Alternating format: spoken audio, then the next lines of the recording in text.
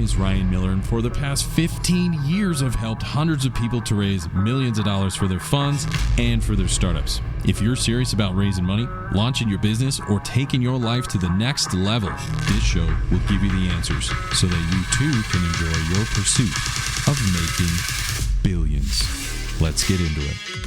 In this week's episode, I bring on my dear friend Vu Tran. Vu Tran is a former U.S. Marine with a counterintelligence background, as well as the founder of Full Circle Restaurant Group. Join us as he walks us through the most important part of leadership and pitching investors that is consistently overlooked. You don't want to miss it. Plus, Vu teaches us the 8 disciplines he uses when building a pitch that your investors will fall in love with, so that you too will become a powerful leader and money-raising beast in your pursuit of making billions. Here we go. Hey, welcome to another episode of Making Billions. I'm your host, Ryan Miller, and today I have one of my very dear friends, Vu Tran. Vu is a former Marine with logistics and intelligence background. He's also the founder of Full Circle Restaurant Group, and he is a fundraising and entrepreneurship beast. I cannot wait until he comes on and tells us exactly what he's done to be successful, but more importantly, one of the top things that he does to pitch and raise money. He's going to walk us through everything. So Vu Tran, welcome to the show, brother. Hey, how's it going, Ryan? Thanks for having us, and I'm excited to be a part of your community. Yeah, thank you so much for being here. I know I hear back from a lot of my fans around the world, and a lot of them do really appreciate people who know how to pitch and to raise capital. And you're one of the best that I've ever had the fortunate luck to talk to about. But before we get into that, I'm sure many of the fans would like to know, like, how did you even get started? I mean, where did it all begin for you? And then we can walk up to figure out, I guess those skills will make a lot more sense. So walk us through a little bit of the origin story, and then we'll get into the rest. Yeah, so it's kind of funny. So my parents actually escaped Vietnam like in the 80s, and I was first generation born in the United States. So we were born in Denver, Colorado. Yeah. So right now my parents have so I have 5 brothers and 2 sisters. And, you know, back then we kind of grew up a little bit in a rough neighborhood, neighborhood gangs. So we were poor. My parents had government assistance because that's how they had to get around. Impressively, my dad actually graduated with his engineer degree, working full time in 3 years at a university. So, kind of like that ethics of like, if I don't do this, I'm going to fail for my family. And, it's to the point where I couldn't go out and buy nice clothes, like when people made that joke of buying shoes 2 sizes bigger so then you could grow into it. Like that was that's you. How I grew up. Yeah, like that's how we grew up. Like, you better, buy them a couple sizes bigger. So we always had overgrown shirts, like I would wear like an extra large shirt, which I would never grow into ever anyways. Right. But those were the cheap ones. And, that's the type of lifestyle that I lived in. But my parents have always been my support system, and they've gone a long ways themselves, from Vietnam to starting from scratch to, being in a, immigration camp. And, I think they did a pretty good job with what they knew. So, so growing up, I went through and, I was always trying to figure out myself. Yeah. I was with skaters, when the trench coats were back then. Was to being a, skateboarder and teaching people how to ollie and, do kick flips. To being with the jocks. I love playing sports. So there was just me just trying to discover myself because I never fit in, because I was just a weirdo to everybody, right? Yeah. It was just the way I thought. Right. So when I was a teenager, I think I was like 14, was when I saw my friends through like these big raves back then, with the caffeine cans and glow sticks, and I was like, I can do this too, like this would be fun. Your kid of the 90s. Yeah. So it was a fun time. There was like, warehouses that were getting rented out and turning into warehouses. And funny thing was that, you're going to know this, Ryan, but my DJ name was actually DJ Ballistic. Oh my gosh. And I DJ'd for a short amount of time, but through my first party, my friend's sister needed to drive me to my first party that got sold out. And then I threw my second party, which was a funny thing, was that I thought I had hip hop DJs, but it ended up being like trance music. So the crowd was completely dead, but it was completely sold out. So I always pitched, I always raised money, blissfully. And I don't know if it's to my advantage or my disadvantage, but my parents were my first investors and I always paid them back every single time. Right. And, just like it felt good being an entrepreneur. And I started going to school. And then in 2007, I dropped out of school to start a business in the Bay Area because I didn't believe in the recession. I was like, what recession? Let's go move to the Bay Area. Yeah. And then at that point, I actually recruited myself in the Marine Corps because I was hanging out with a bunch of Marines. Cool. And then when I joined the Marine Corps, the first 4 years, I had no personality. I was a stone cold Marine. I didn't have feelings. I didn't care about anything. I was a legitimate robot because, I looked at the Marine Corps standards as such a high standard. And when I even was through boot camp, I was like, no one here is that perfect type of mentality. It's like, true story. My entire platoon, when I was in boot camp, I told them the week before we were about to graduate, I said, none of you guys deserve to be a Marine. We should do another month of this. So we actually groom everybody. Mm-hmm. So I joined the Marine Corps for the first 4 years. I was like completely no feelings. And I got meritoriously promoted up. I got tons of awards. I was just crushing it.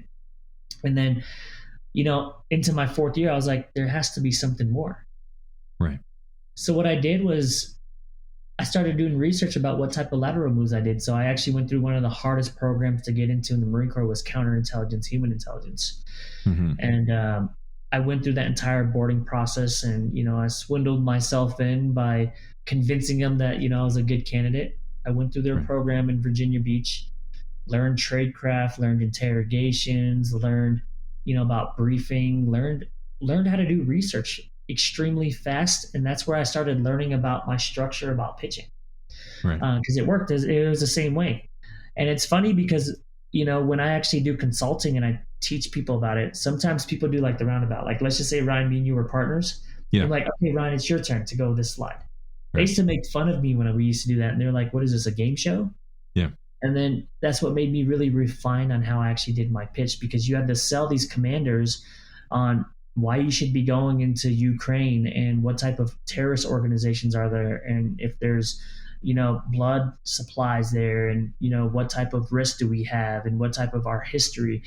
Right. So I learned how to put a pitch together extremely fast. Mm-hmm. If someone told me, hey, I need you to pitch this product, I can do it.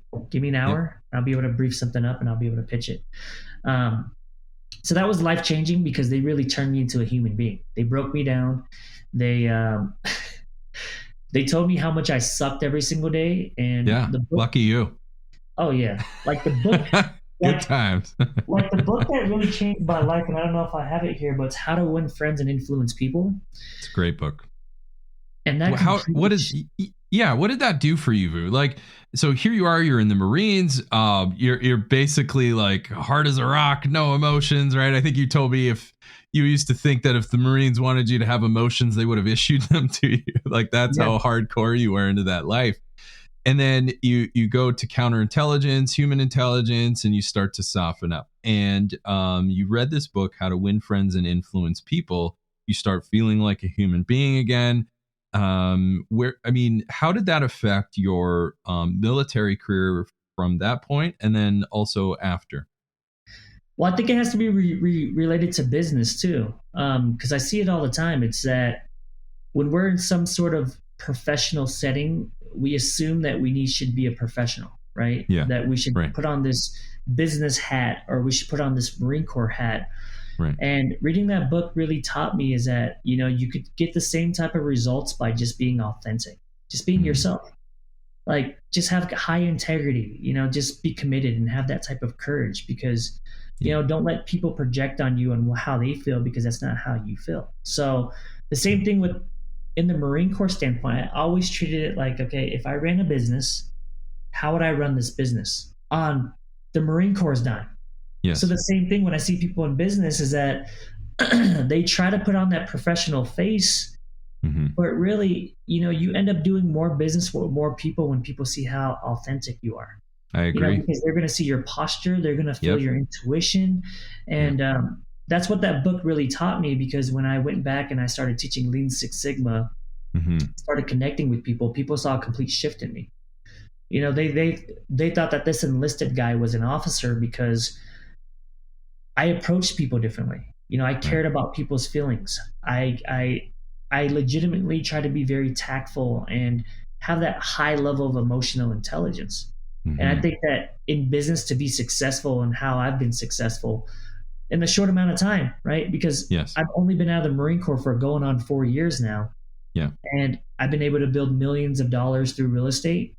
And I've been able to get into businesses and, run multiple businesses and lead people, and people see me as an actual community leader, is because I learned just to be myself, be authentic.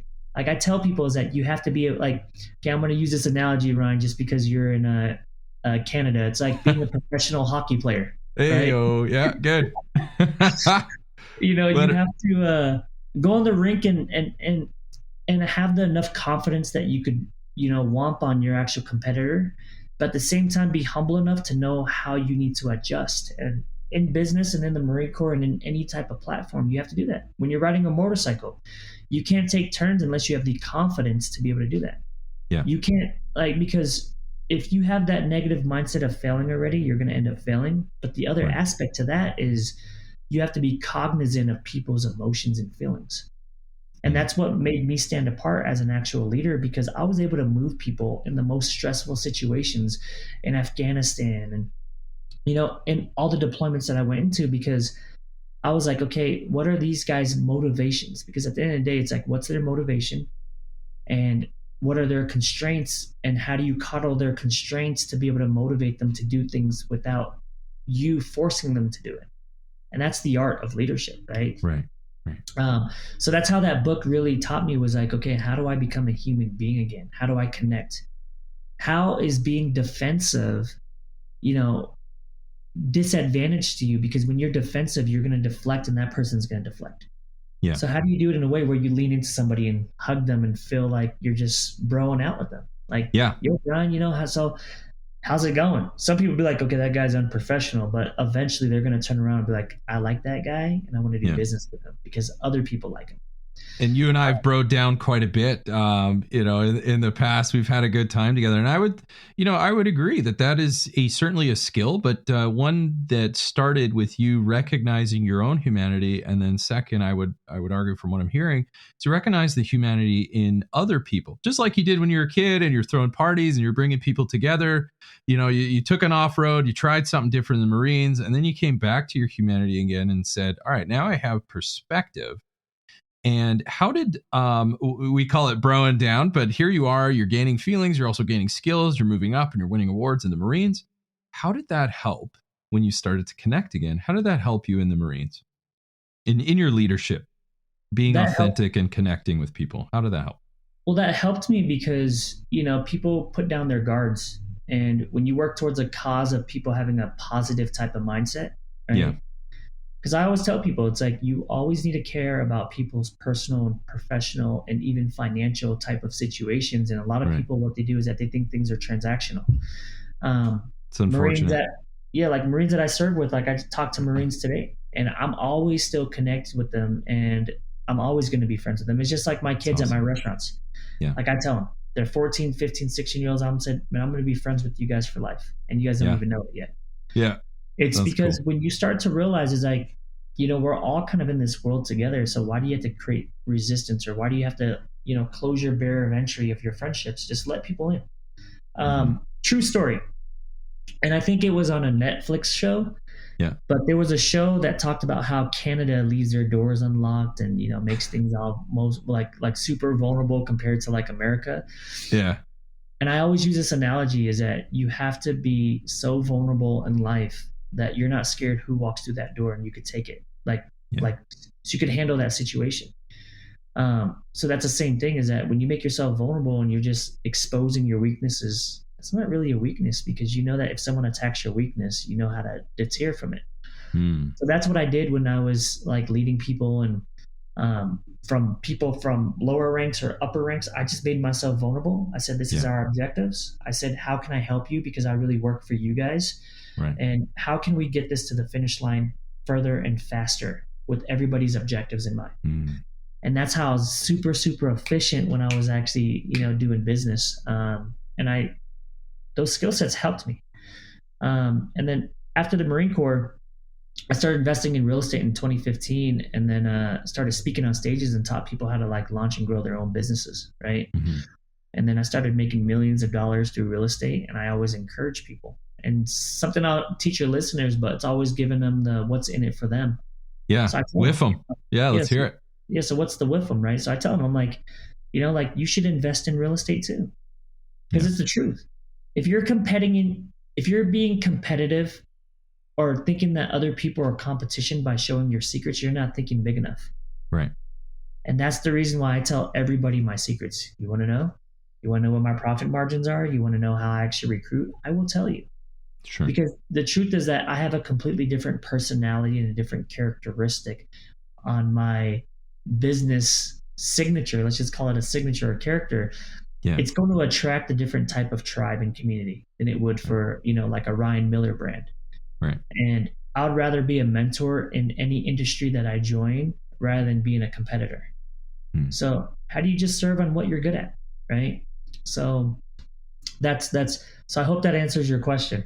Yeah, I love that. So you were able to connect with people and, show your vulnerabilities a little bit, which you had found was not a weakness. It, in fact, made you a better leader as a result, and kind of demonstrated strength by showing vulnerability, if that's a fair comment.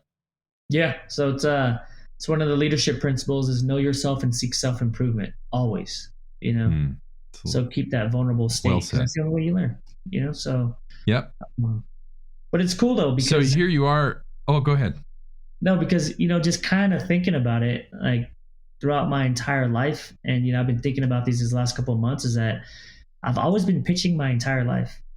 Like, so I made it on a magazine and they actually talked to me about it, but I used to have these car talks and I could probably write a book about it, but my dad would have these car talks with me and I would always pitch like, when I was like, I think 12 or 13, I told my dad, I was like, you need to put me in this white suburban school district or I'm going to drop out or go to jail. So could you imagine if you had a teenager that's what you Yeah. But I was like, hey, so you pick, are you going to, did I close you or not? So then they moved me into, different school district. And, for me raising money or convincing people to go certain schools or, convincing my friends to do certain things, like, the art of really pitching is something that I've been practicing ever since I was a kid, and I think it's a mixture of emotional intelligence and being able to know how to structure. And, something that you kind of asked me to share with your listeners was, talk about your leadership, like the 8 leadership or the pitching principles of pitching a deal. And the 8 disciplines, I think you called it when we talked about it. Yeah, so they're disciplines, principles, because honestly, you could write a thesis statement about each and every single one of them because they go in more in depth. Right. But it's something that I was doing in the Marine Corps. This is what I was doing before the Marine Corps. This is what I was doing when I was speaking on stages. This is what I do when I recruit. This is what I do when I raise my own money. And consistently, I've learned, I was like, okay, what is the strategy and how can you make it more effective? And I actually came up with these steps intentionally and strategically because I'm a Lean Six Sigma guy. So how do I make things more efficient? How do I generate as much information as somebody? And it's the truth. It's like people, when they talk to me, they're like, my head is exploding right now because you just gave me so much information. Yeah.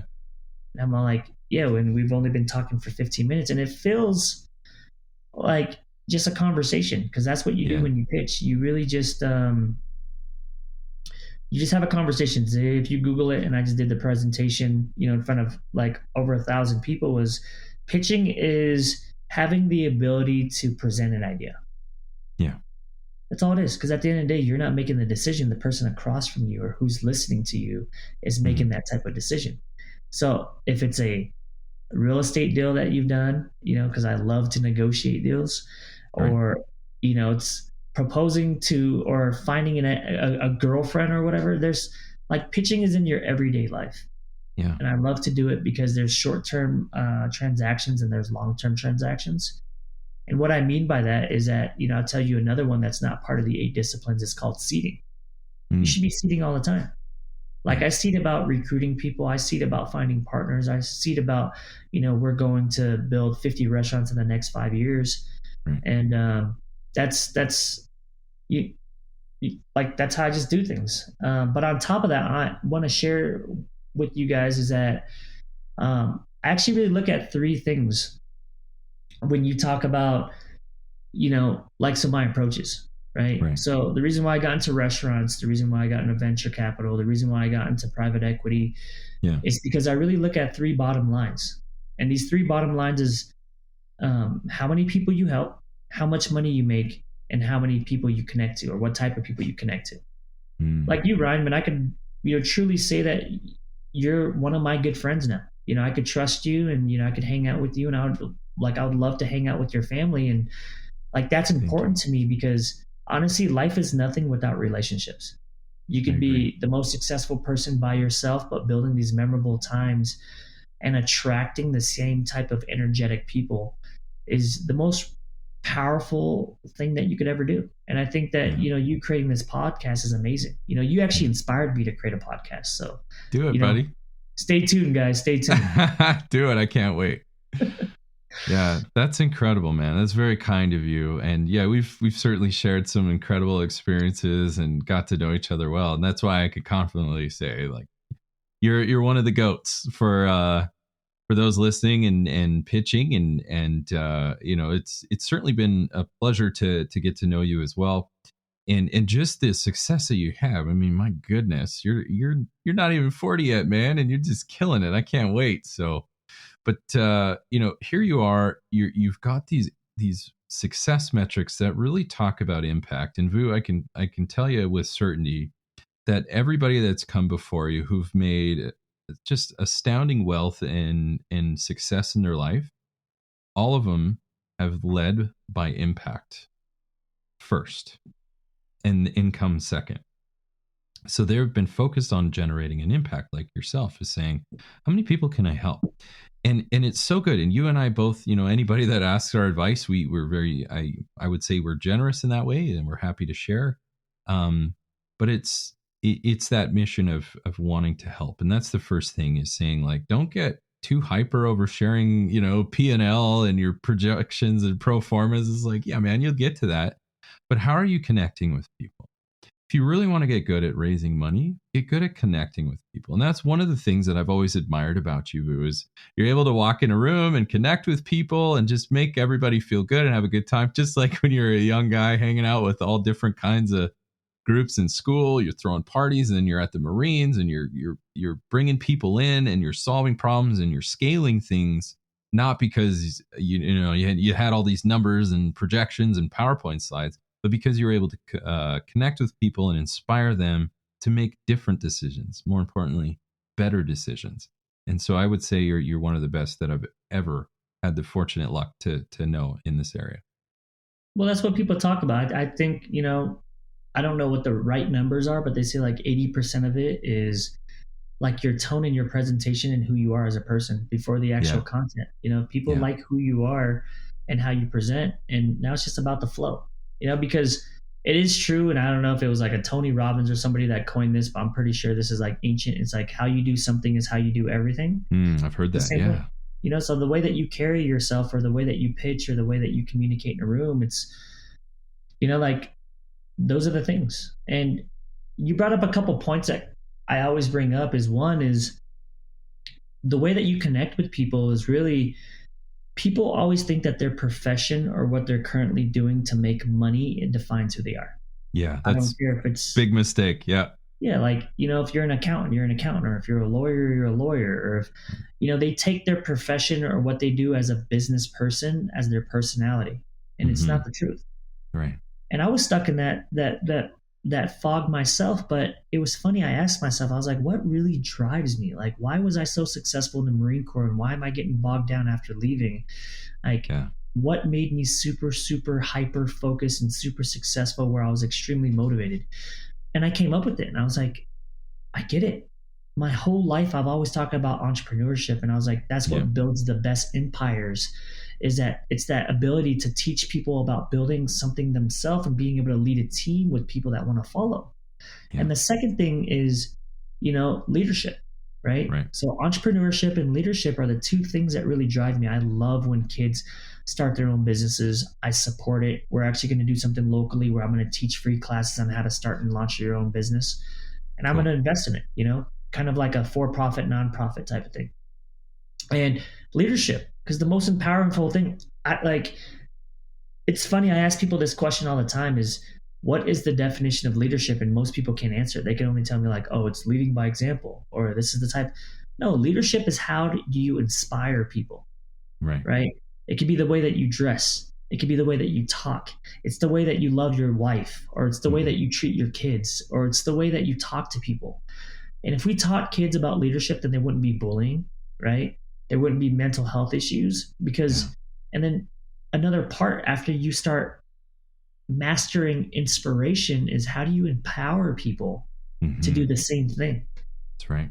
So that's one thing is the leadership part. And the other part is the entrepreneur part, is how do you do something where you could actually build the confidence for yourself? Because, I don't care if you're doing venture capital, private equity, or if you're just doing a mom and pop type of business. Right. It takes a lot of confidence. It takes a lot of hard work, but at the same time, you need that passion to drive you. Right. And that's how you connect with people, is that, who are you defined as? Like for me, I'm defined as leadership and entrepreneurship. Yeah. And I love to just hang out with people. Yeah, and I know you do. Yeah, you're a good time. Yeah, so something with me and my director of business development went through, like we actually did our mission statement. So is it okay if I share my mission statement? Shoot, go for it. So our mission statement is building relationships is important to everyday life. We believe in the foundation of leadership, the spirit of entrepreneurship, and camaraderie. Yeah. Our mantra is be bold, live with integrity, and stay true to your intentions.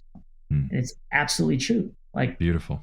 I legitimately tell all my employees like they need to start a side hustle. Yeah. Right. They need to start investing. I encourage their parents, like you need to start investing in real estate. Yep. Because that's how you build a name for yourself. And that's how the more people you help succeed, the more connections you make and the better you make things are. When you try to hide your secrets, it's like, why? Like, why are you hiding your secrets? Yeah. It's not a secret anyways. Just help people. But that's how I learned to connect with people, is those three bottom lines, some of these principles and kind of these mantras that I have throughout my entire life that has really helped me get to where I am. And I'm still learning. Yeah. Like I say, there's like, act like a professional athlete, be confident enough to know that you can get it done, but be humble enough to learn. Yeah. I love that. So now being a connector and you're building a business, you're sharing your mission, you're encouraging others to also explore entrepreneurship.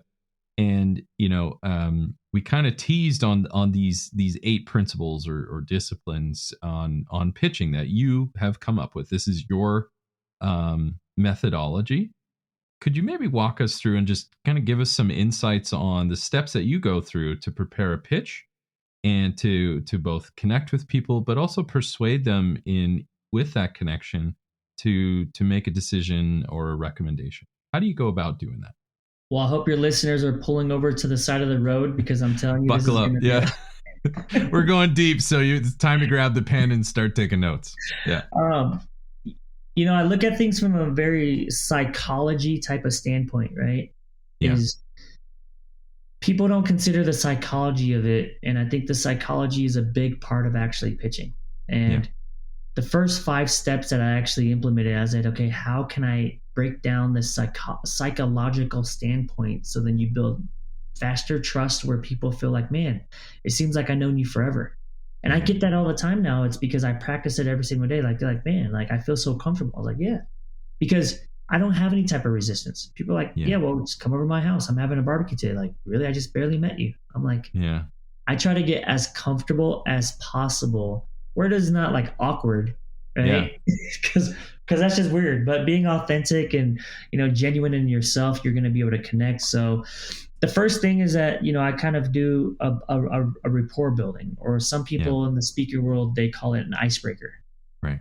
Because no matter how long that I've known somebody, it doesn't matter if you've known somebody for years, but even with your parents or even with anybody, you want to be able to build that connection. So how do you warm up the room?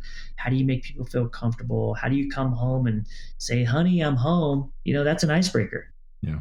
Because you've got to have some sort of connection. It could be verbal, it could be physical. And, reading books like 5 Love Languages, it doesn't have to mean like your significant other, but 5 love languages could be for your employees or even with people that you're pitching. Yeah. Like I talked to this guy yesterday and I tried to give him a handshake. He's like, oh, I don't do handshakes. I'm like, okay, great. But I didn't make it awkward. Like, okay, what? You're like, okay. So you find that out. So you find if it's verbal cues and, and so we had a good conversation yesterday, but the first step that you should really do is how do you rapport build, break the ice? It could be something fun. I could talk about your painting in the back where, you have this space guy that's out with champagne bottles and just living the life and just, caring about the present moment and not thinking about anything else. Like that thing motivates me. Like I should go out and like go for a run and just, but that's the first thing is that you're breaking that energy in the room. Because we've all experienced it where that one dark person just walks in a room and it silences the room and people are like, what the hell just happened? Yeah, the energy just goes out. So add to the energy, build rapport. That's what you were talking about is connecting with people is just like find your way to, that common ground. I mean, you didn't say that. I certainly did.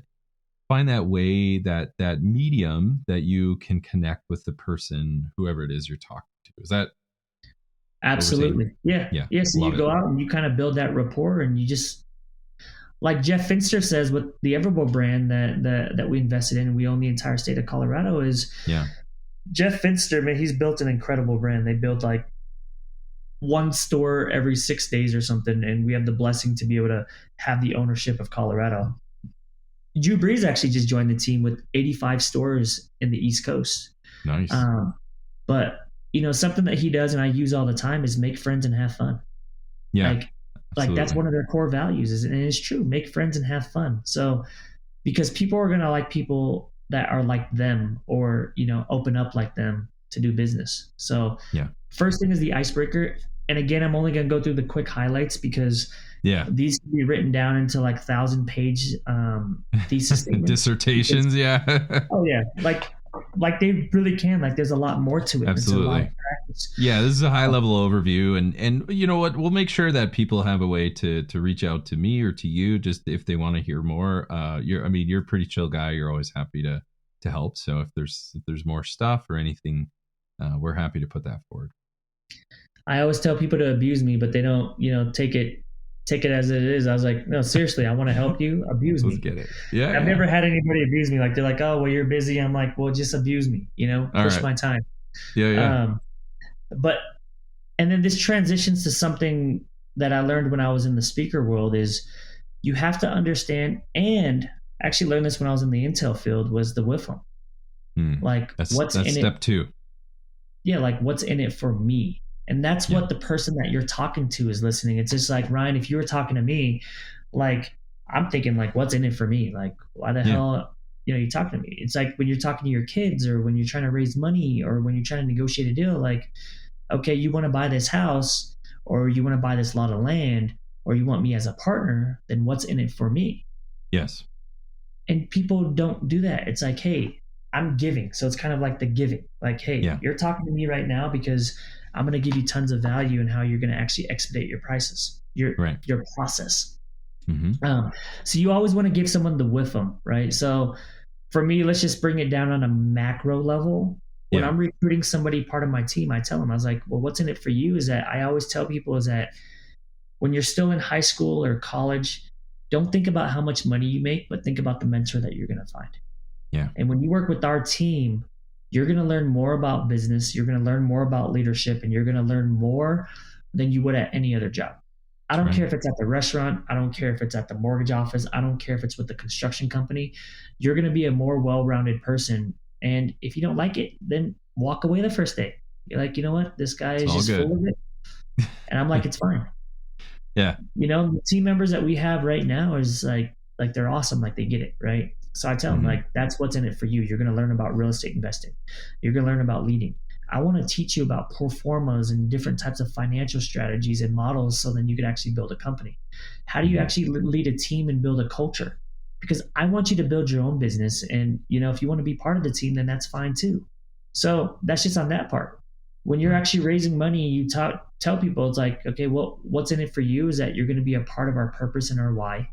And you're going to be able to diversify your portfolio and make this projected return that you've consistently done historically. So that's what you tell them is like, hey, you tell them like what's in it for them. Most people, what they do is that they talk to somebody and they start talking about themselves. Right. Like, hey, Ryan, how's it going, man? Well, just try to tell you, man, my name is Vu and I'm freaking awesome, this and that. And you're like, that's cool. Right. Yeah.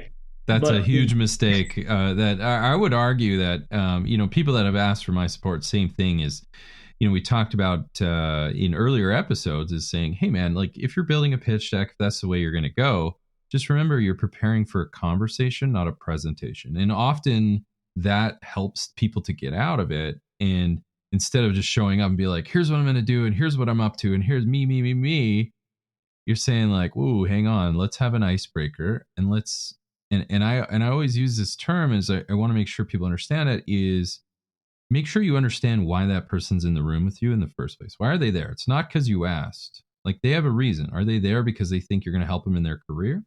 Are they there because you're going to help them retire early and they get to spend time with their kids before they go to college? Why are they in the room? And so when you put that what's in it for me, you instantly turn this conversation to say, I'm here to serve you, much like you did in the Marines, as much like you do in your restaurant world as well. Yeah, like I say, so it's part of our mantra, right? Stay true to your intentions. Like, what is your intention in being in that meeting or conducting a meeting or going on that date or talking to that person or building that connection?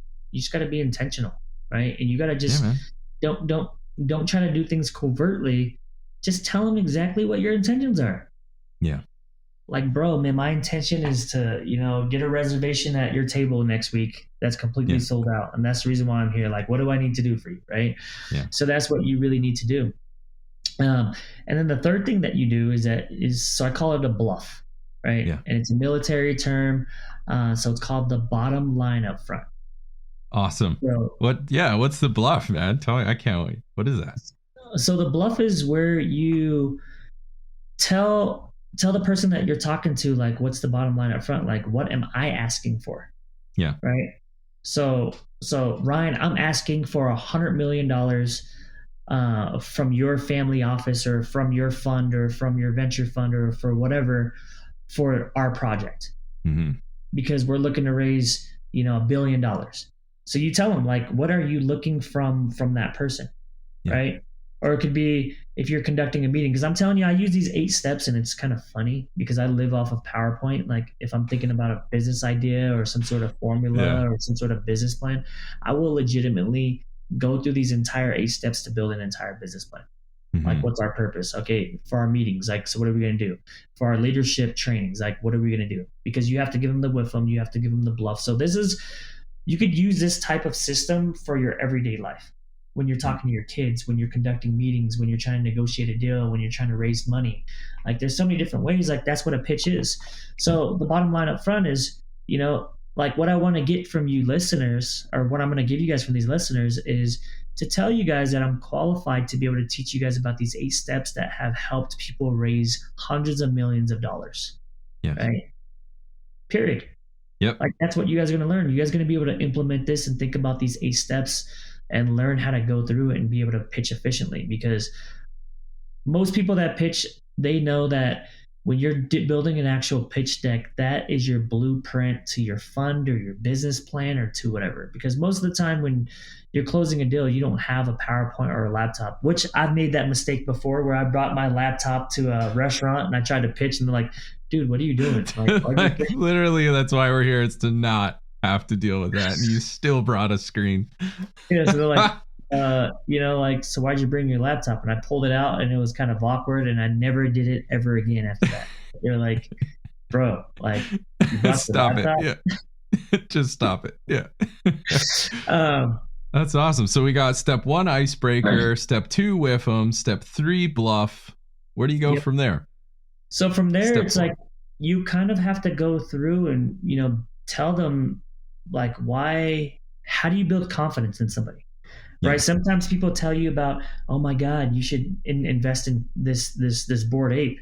This Yeah. Bored Ape has so much technology behind there, and these are all the people that purchased it. And they're like, and like, who are you to tell me this? Or like, Oh when you yeah. have your neighbor or your sister or your brother or somebody that tells you some sort of philosophy, but they have no track record. Yeah. Like I say it all the time when someone tells me, it's like, well, someone told me this, and I was like, okay, well, how many times have they invested in real estate? Yep. So do you think that Bingo. they're a credible source? Yep. Or do you think, or did they build hundreds of millions of dollars worth of real estate? Okay, now I'm going to listen. Right. So for this portion, for number 4 is that you have to build that confidence by elevating your status and kind of telling them about your resume. You're telling about your resume. You say, I was part of X amount of Fortune 500 companies, or I've led X amount of people. Because what you're doing for the first 5 steps, like I said before, is that you have to be able to frame their psychology so they're focused in you. Yeah. Or else what they're going to do is that they're going to go through your entire pitch, or when you're negotiating a deal, and they're going to listen there and they're going to say, okay, is this person just full of it? Yeah. Everybody asks that. Yeah. Yeah, like, this is a side, Vu, if I can chime in, because you're getting me all excited. I love to pitch as well, and you and I have compared notes, and we're more similar than we are different.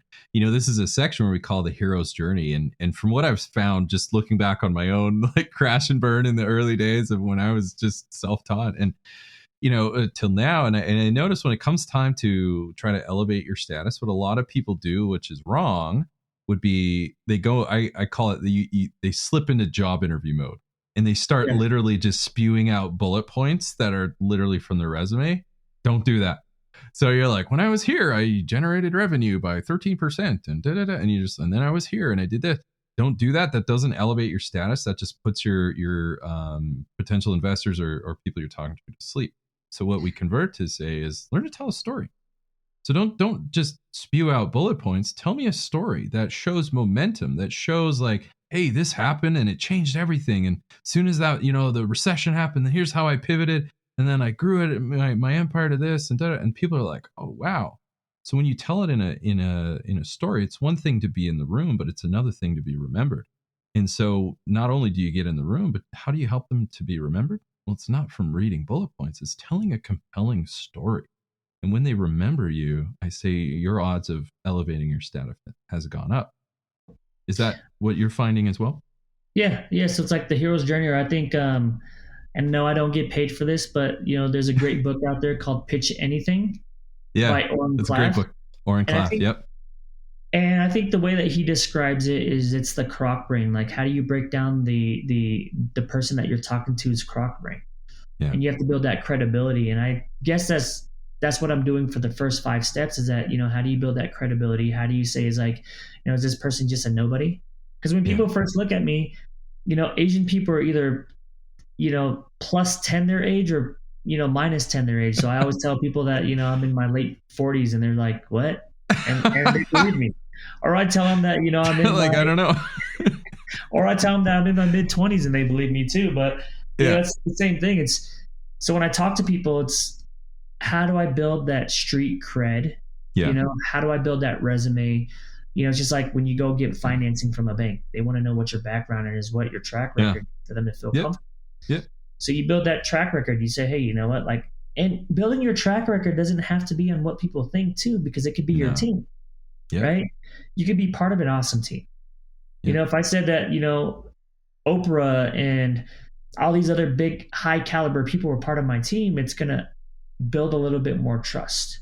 Yeah. And that's what you're really doing. You're building the trust, so then they actually listen to you when you go into the pitch. That's awesome. Which transitions to it, because now the number 5 is you kind of go through and you have to transition, because you just spent a lot of time breaking down their walls. You say, hey, this is what I'm going to give you, and this is what I'm asking from you, and this is who I am, and that's the reason why I'm going to give you what you're asking for, which is the bluff, the WIFM, and the bluff is this is what I want from you in exchange. So this is the exchange. right? I'm going to make you money if you give me money. And the reason why, it's because I have this track record and my team has this track record to be super awesome, to be able to give you the confidence that we're going to make money. Dude, right? Smooth as silk. Yeah. So that's what you do. But now you got to give people the highlight of what the hell you're pitching about, or what you're talking about, or what you're actually considering, right? So you could transition it. I call it the learning objective, or some people call it the enrollment question, where you ask like a rhetorical yes, or some people call it, a smooth transition. Yeah. So you can do it. You say, hey, you know what, like, Ryan, how would you like to learn how to do the 8 steps of pitching, right? Yeah. Or, hey, Ryan, how would you like to invest in this, multifamily development deal? Mm-hmm. Right? Or you could say, hey, well, let me show you how awesome we are and why we consistently do these types of deals of investing through real estate and make a consistent return of 120% internal rate of return. Yeah. Again, I have to tell your listeners, this is not financial or legal advice at all. Disclaimer, we don't know what we're doing. Yeah.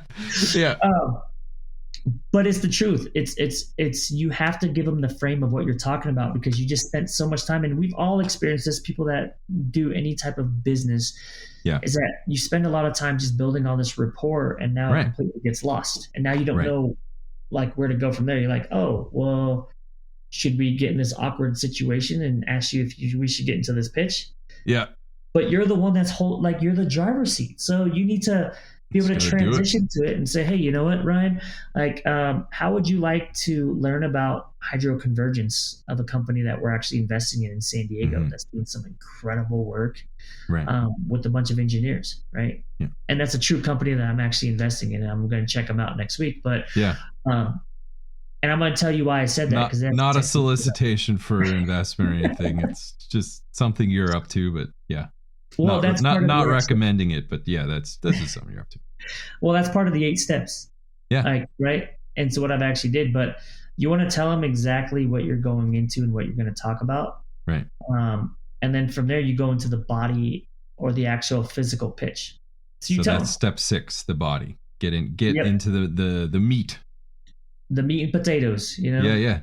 Like, tell us about the body. So you go from enrollment, where you kind of set it up and you just kind of summarize, here's why I'm here. Then you start talking about, you get into the meat and potatoes and the body. Well, so the body is, how do you do that? Yeah. The body is that you're kind of doing the same thing of what you did in the beginning, but you're doing it more formal.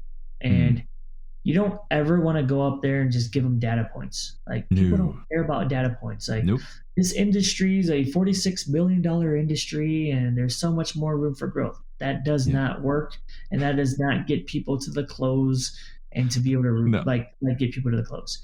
It gets them to bed, puts them to sleep. Yeah, tell them about past events. Tell them about like things that you've done, like, property that I invested in. Like, my first property that I invested was, like, one of them was built in the 1800s. It was 1885. There was more presidents that actually died, from the time that place was done. And yeah, we bought it for $850,000. We put about $400,000 into it, and now it's worth like $2.25. And I'm making about $5,000 of cash flow every single month now, right? Nice. And what I tell people is that that's how I make my investors tons of money. I give them some historical facts. And then I pivoted it into the short-term rental or long-term rental type of game, where I'm specifically dealing with fully furnished properties, where I was able to make anywhere between $25,000 to $45,000 of cash flow every single month, which almost gave me a pivotal point in my life of retiring. Yeah. Like, that's building that credibility. But I just told you, like, that's the reason why you should be investing in us, Ryan, because we select very creative deals. We know how to negotiate. We have our own construction team. So we would love for you to even be one of our investors, so we could grow even faster. Right. But the good news is that we educate you about it, because we want you to go off and do it on your own too. Right. Yeah. And then you talk about current deals, right? Yeah. So we have this current deal. We have 64 units that we're going to develop with 5,000 square feet of retail. Right. So this one, we're looking for a minimum investment of $250,000. And, we're looking at the same projected returns, because we're looking at taking about 25% to test it, to see about how the short-term rental market's going to be. We got approval through the city already. There's a 1% cap growth. So that's a big deal, because now we got this development approved. And that's how we are able to make our investors money. See, so I'm telling you a past, a present, and what we're planning on doing in the future is, we like this space, and I think that there's a big space for that. Like when you talk Right. about, raising money, and we're thinking about doing more of like a resort feel in certain type of particular areas, and or developing homes like single family residences, because Blackstone and all these other big private equity funds are investing in the single family space. Right. So instead of buying to sell, they're buying to rent. So when you tell your investors that stuff, now they have a little bit more confidence, right? It's more Right. organized. And you give them stories about other investors that have worked with you or other partners that have worked with you, because that builds them even more confidence, right? Right. And that's the body. Like that's really it. You don't need to. Your job is not to educate them about the restaurant industry. You're No. like not to be, a financial guru and tell them about the, different types of licenses you got and why that's important. Like I got a Series 65 and this is what it means. It's not Or why they're in the room. They're not in the room to hear you talk about all your licenses and how cool you think you are. yeah, but I made that mistake too. When I go out Yeah. and when I So have I. teach people about real estate deals, I'm like, okay, well, this is what a cap rate is, right? This is what an NOI is, and So this is what the multiplier is. Like, people don't care about that stuff. no. Honestly, they don't. And Yeah. if you confuse your investors or the people that you're recruiting or any type of pitch that you're doing, you're going to lose them. That's Because right. the way that you're organized, it's how you do something, it's how you do everything. So if you're not organized in your approach, they're just going to walk away. They're going That's to right. have a big headache because they're going to be like, man, I'm so confused right now. And I don't know what the hell that guy's up to. Mhm. It's like, dude, he just splatted a bunch of information at me. Yeah. No, you want to make it easy. Like, That's right. this is easy, so we've been doing it for years, and this is how we make our investors tons of money. So Love Ryan, it. I'm telling you, man, I would love for you to invest with us, right? Yeah. And then it has to transition to a number 7, and there's a couple different things depending on how you pitch or what you're pitching, is that it's the actual why or the purpose. Awesome. If you're building a fund, then you need to know what your purpose and your why is, right? Yeah. Like people ask, okay, that's cool, you invest in real estate. Okay, that's cool, you open restaurants. But you have to think about it, is that how does that make a difference in people? Like, how do you connect with people as a human being? Like, who is Ryan Miller, right? Yeah. Who is John Doe? Who is, Ricky Martin? Like, that's the reason why people like to watch TV shows of celebrities, is because people like to see the human aspect of them, of making mistakes, of like what their passions are.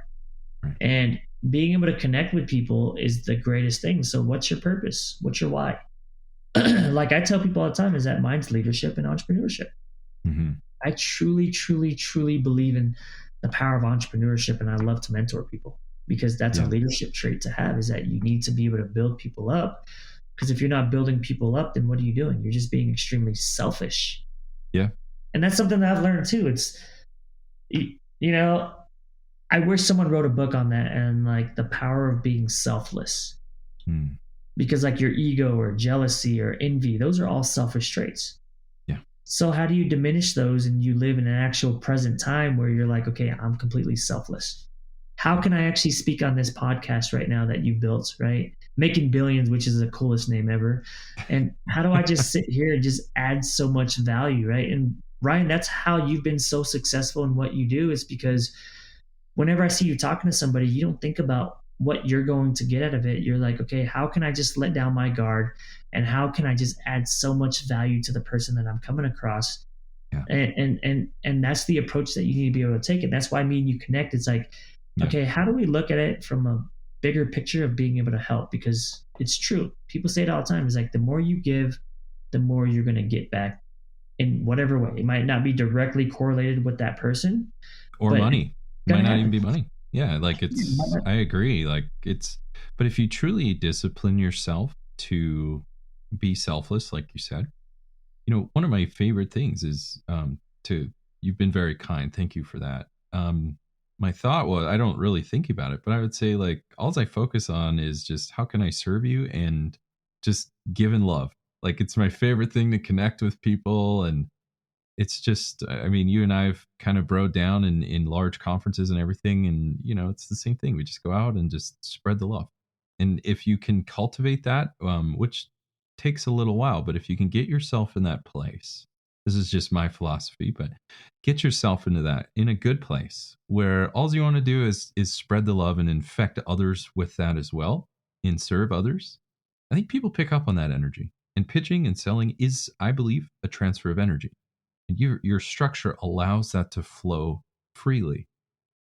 Yeah. At least that's my interpretation, is saying if you're in a right place, you got your energy in the right place, you're ready to spread love and just give and serve and be generous, then you follow these 8 steps, that will come through. And people will pick up on it and they will be pulled to you. They will want to do business, not because you're EBITDA and all these crazy numbers you throw out. It's because of you. It's the energy you're providing, and you're in that room and people are just pulled. We call that attraction.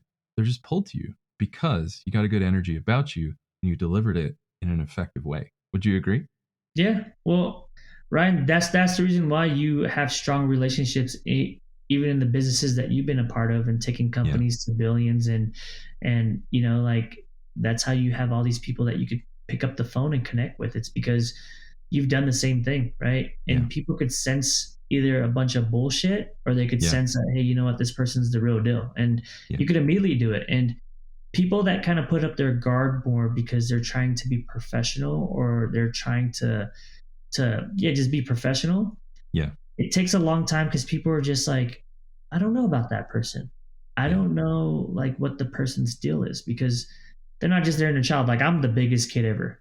Like people that see me, they're like, dude, you're just a big kid. And I'm like, hell yeah, I'm a big kid. And I'll sing karaoke in the car. Like, like that's just how I do things. I'm just a big kid. And that's what people enjoy. Like, that's why people like watching TikTok videos or Instagram videos. Like, when people are just genuine and authentic and, not caring, like the goofiest thing ever. Like, how do you act when you're around your husband or your wife or your kids? That's how you should be. Of course, you got to have a little bit of professionalism. You're not going to like, jump on your client's back, like that's just weird, but, but you're going to kind of show the inside of yourself. And, really knowing about that purpose and that why is extremely important for that number 7, because you're connecting as a human being. Because you just talked about money and how awesome you were. And now you look like this hungry capitalist that just wants to just take all the money and take all over the world, like Pinky in the Brain. And, really it's just like, but I do this because I enjoy it. Like, I do this because I build things, because honestly, the truth is that I could have retired. My dad asked me, he's like, have you ever thought about just retiring? And I was like, no. He planted a seed in my head. And that's something that I didn't parents share. Do. Yeah. Oh yeah. Like, they planted a seed. Like, if my mom and dad had the right mentoring, they would have hundreds of millions of dollars assets under management. Like, they'll get it from you now. Oh man, they're so smart. But man, if they had to figure stuff out themselves. Yeah. But something before I forget is when you're actually talking to somebody, the skill set of being able to seed, which I call it inception, right? You need to incept ideas. And it might be anything between like putting a magazine there because you're trying to convince your wife that you should buy this house, right? You just set magazines around. Or when you're watching certain types of TV shows, or when you're listening to certain types of radios or podcasts, you're planting the seed and those seeds end up growing. So I always say that if you're like, we're all farmers, and what we're doing is that we're just aggregating as much people as we can, because you don't know who that person knows or who they work for or who their uncle or aunt are or who their neighbors are.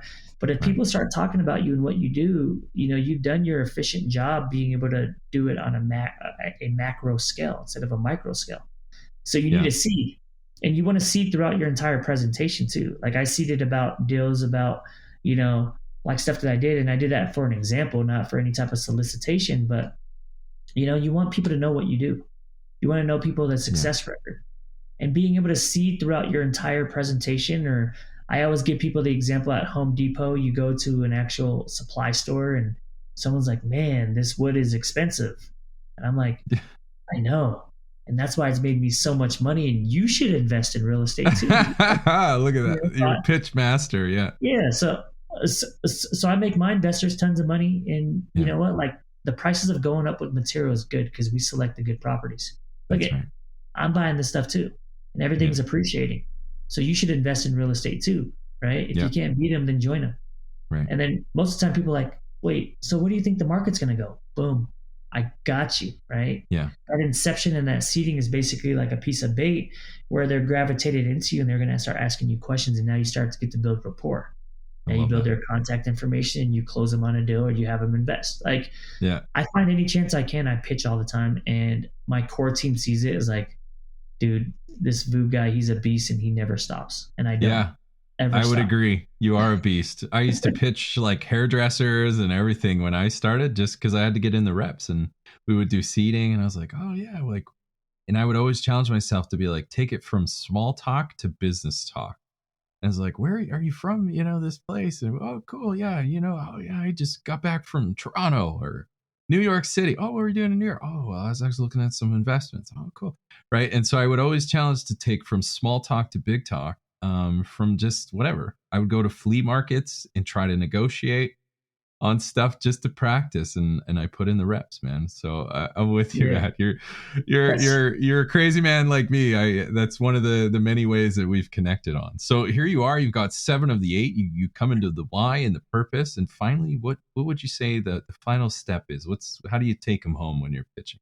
Well, the final one is really, people actually really fail on this part, and this part is the most important part. They never ask for the sale.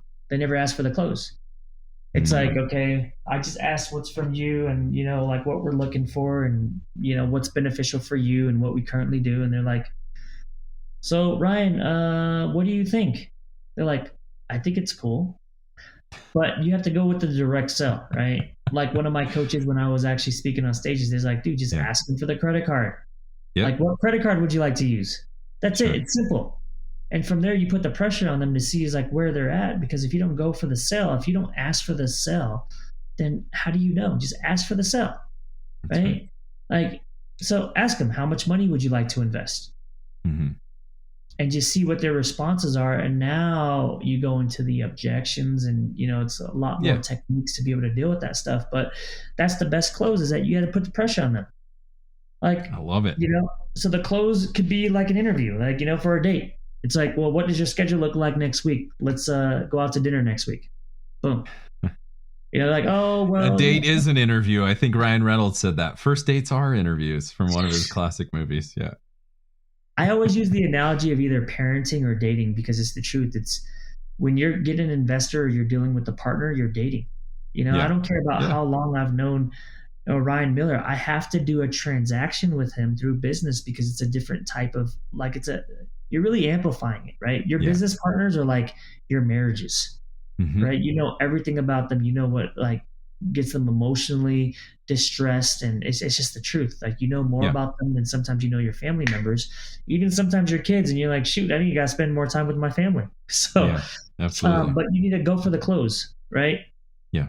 So my favorite term is, how much would you like to invest, or what credit card would you like to use, or who do you bank with? And, it's like, well, what, what's the best way for us to get this money transferred over? Like, people think that that's very aggressive, but it's not, because they already gave you the time to either pitch them. So you close with a question. Sorry to interrupt. So you close with kind of a question to get almost like getting them to enroll in the actual next step, right? Is that common for you? Yeah, but there's a proper interrogative with that too, right? Okay. Yeah. And if you listen, an interrogative is just a question. So there's leading questions and there's open-ended questions. Sure. So a leading question leads to either a yes or a no. Like, Ryan, like, you enjoy doing this podcast, right? Well, that's a leading question. I very much do. Yeah. Right. So an open-ended question is who, what, when, where, why, what else, what other. So it's like, how much would you like to invest to our fund today? Right. So that's an open-ended question. It's a little bit softer than being able to put pressure on somebody, but you're still asking them, like, here's your blank check. How much do you want to write? Right. And that's what you tell them. You just, because you're able to gauge them. But, if you're able to have that frame control, which Oren Klaff actually talks about, because if you have somebody that's screwing around with you or isn't educated, you have to learn these other fundamentals of being able to have frame control. Because people could ask you questions and derail your entire pitch. So how do you actually relate that back? And I enjoy that stuff, because it's like, people are like, well, what about this? I'll answer the question and I'll stay back focused into the 8 steps. Right. And that's the most important thing, is that you have to stick to the 8 steps, because with all the experience that I had, it's very intentional, right? And honestly, people would probably pay 30, 40, $50,000 for this type of course. Yep. Right. It's because I use it for everything. I'm telling you guys and all your listeners is that if you guys really master this and really are very thoughtful of what these things are, you're going to be able to live your day-to-day life and be able to grow your business more, be able to raise more money, or be able to make more money, or convince your wife and your kids to do more things, because it's the truth. This goes It'll change your life. Yep. Knowing how to pitch and persuade ideas and get people to make to elevate their own decision-making process and try something new. It really can and will change your life. So following these 8 steps is certainly one of the best ways that you can go about it. So just recap is we have build rapport, or the icebreaker, whiff them, then the bluff, then tell your story to elevate your status, not job interview mode. Don't read bullet points, tell a story. Then get the enrollment, which is through a question you mentioned, just set the overall subject. Then 6 is get into the body, get into the subject matter, the meat and potatoes. 7 is the why and purpose. And 8 is finally the close, ask for the money, or ask for whatever it is that you came to do. Yeah. So, as we wrap things up, Vu, I'm just curious, like, is there, outside of that, is there anything else that you would like to add, or any other comments that you think our listeners would like to know? Well, so I think that, with pitching or anything with business, is that just make yourself vulnerable and try to connect with people, right? Yeah. You have to make yourself some sort of authority, is that you're smarter about some sort of subject more than somebody else. And if you just go out and just be an educator and teach people, you're going to connect, right? You're going to get tons of things in business. I still consider myself as a little guppy, and I'm still learning how to be a fish. It's just like, that's just the truth. So I think that, the power of vulnerability and, testing things out. It's just like in business, test it out and see if it works. And then if it doesn't work, adjust. There's no harm in that. So let your ego go. Who cares about, falling down and just doing it? Because like these 8 steps, the reason why I created it too is that it's my Lean Six Sigma type of background. Is if you can't define it, you're not going to be able to measure it. So if you talk to somebody and you're like, you know what, I never gave my story, or I never gave them the with them, or I never enrolled them, or I never told them the body and what it is, or I never told them my why or purpose. And you can really examine yourself and say, hey, you know what, did I get the key points, or did it just kind of feel a little bit awkward during that actual conversation? And you're going to make things a lot more efficient, because I could pitch a deal in 5 to 10 minutes. And after that, I could just bro out with that person. And then from there, follow up and then close. Right. And that's what you want to be able to do. And it's being authentic. It's not going there and just, bait and switching them. Right. Like you're trying to build financial freedom. Well, for this price, today's price is going to be this. No, just tell them exactly what it is. Just be a professional. Yeah. But yeah, Ryan, man, like you've done a great job. And, I'm always so surprised about all the new discoveries that you tell me when you tell about your story and you elevate your status unintentionally. I'm like, wow, like Ryan's really done that with the company. He's really made these types of connections. He knows how to build financial models and strategies. And, something that I would say, Ryan, that really impresses me about you is that you're very methodical when it comes to certain types of things. Like you have some sort of like template or structure, like this is the strategy on how to build a business. These are the 4 assets that we should be looking for. Or when we build a team, this is what we should do. Or when you have some sort of strategy for something, and it's with your past experience that just clicks with you. So I'm highly impressed with that. And I always learn something from you when I'm talking to you, because you always have some sort of model to build off of. So that's super cool, man. You're always teaching me stuff too. I appreciate that. Well, the trick is low latency inhibition. You can look it up later on. You could see exactly how I tick. So that's a little access into my mind. Well, Vu, it's been absolutely a pleasure. It always is, buddy. It's always good to talk to you and to learn from your wise mind. I mean, my goodness, from such a young age, you've always been connecting with people. You've always been bringing people together. And you're doing it through pitching, you're doing it through leadership, and you've done it and you continue to do it. But the thing, not aside of all of that, which I could stop there, but aside of all of that, your ability to bring people together and to make people feel comfortable, I think, is one of the true hallmarks of the Vu Tran brand. If that's such a thing, I would say so. So, well, just as we sign off, just remember the importance of connecting with people. Remember, as we said, bro down, you don't have to be a guy, but just learning to connect with people and celebrate, create exceptional experiences, connect with them, and you too will be well on your way in your pursuit of making billions.